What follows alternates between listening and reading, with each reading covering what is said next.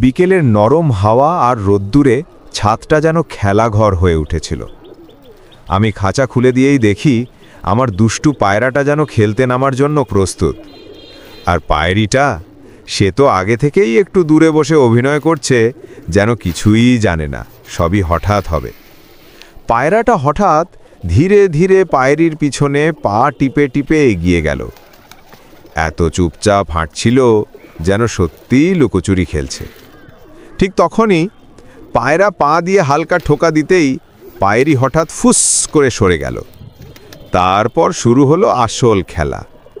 পায়রা আবার ধীরে কাছে আসে, পায়রি আবার পালায়, কখনো ডানার নিচে লুকিয়ে থাকে, কখনো ঘুরে পেছনে তাকায়, যেন বলছে ধরতে পারলে ধরো তো। আমি দাঁড়িয়ে দাঁড়িয়ে ওদের এই খেলাটা দেখছিলাম। সত্যি কথা বলতে কি, মানুষের মধ্যে যত না রাগ অভিমান, তার চেয়ে বেশি মিষ্টি এই দুই পাখির প্রেম। পায়রা কখনো ক্লান্ত হয় না, সে আবার হালকা পায়ে কাছে যায়, পায়রি আবার পালিয়ে একটু দূরে বসে, মাথা ঘুরিয়ে লাজুক দৃষ্টিতে তাকায়, যেন ওর জন্য অপেক্ষাই করছিল।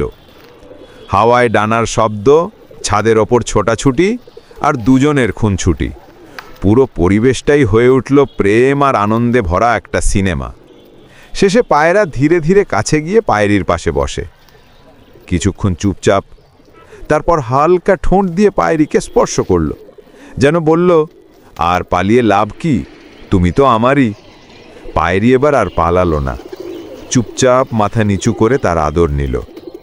লুকোছুরি খেলা শেষ হলো ভালোবাসার জয়। ওদের দেখে মনে হলো প্রেম মানে সবসময় কাছে থাকা নয়, কখনো একটু দূরে সরে যাওয়ার মধ্যেও লুকিয়ে থাকে মধুর খুনছুটি। পায়রাদের এই খেলা দেখে মনটা ভরে গেল। জীবনে এমন মিষ্টি মুহূর্ত বারবার দেখতে ইচ্ছে করে।